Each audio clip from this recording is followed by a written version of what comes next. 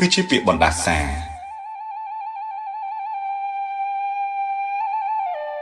មុននឹងត្រូវបានសាងសង់ឡើងនៃប្រាង្គប្រាសាទនីមួយៗគេតែងសេពមន្តគាថាចងអាគមនៅទីនោះជាច្រើនប្រភេទតាមអ្នកដែលចេះអាគមរៀងៗខ្លួន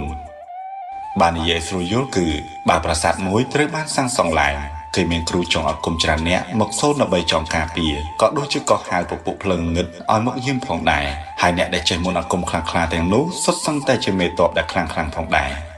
ក្នុងនោះក៏មានការចងដាក់បណ្ដាសាបញ្ចូលសម្រាប់ខ្មាំងសត្រូវណាដែលមិនមែនជាជនជាតិដើមដែលពួកគេមានបំណងមិនល្អសម្រាប់ដែនប្រាសាទទាំងនោះ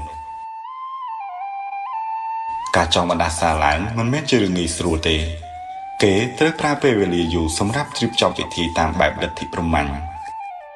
មានការថ្វាយលោហិតសត្វនិងលោហិតមនុស្សតាមលក្ខខណ្ឌផ្សេងមានទាំងការថ្វាយវិញ្ញាណជូនដល់អស់ទេពនិករដែលពួកគេបានជឿបណ្ដាសានេះគឺមិនមែនគ្រប់គ្នាអាចចេះតែដាក់ចងបានឡើយគឺទាល់តែអ្នកដែលហ៊ានលះបង់ខ្ពស់និងមានចិត្តវិញ្ញាណផ្សារភ្ជាប់ទៅជាមួយនឹងម្ចាស់នៃធាតុទាំង5ដែលមាននៅក្នុងលោកនេះធាតុទាំង5នោះមានដូចជាទឹក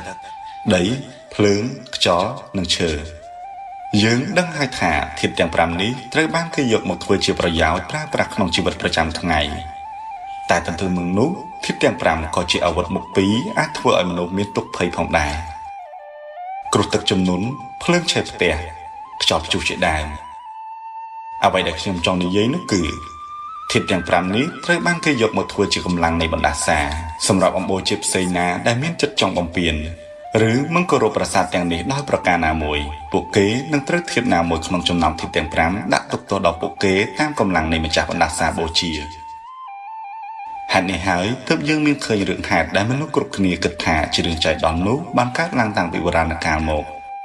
ប៉ុន្តែភាគច្រើនអ្នកដែលចេះអាគមភ្លឹងងឹតមួយចំនួនគេអាចនឹងខ្សែថារឿងទាំងនោះមិនមែនជារឿងចៃដន្យឡើយ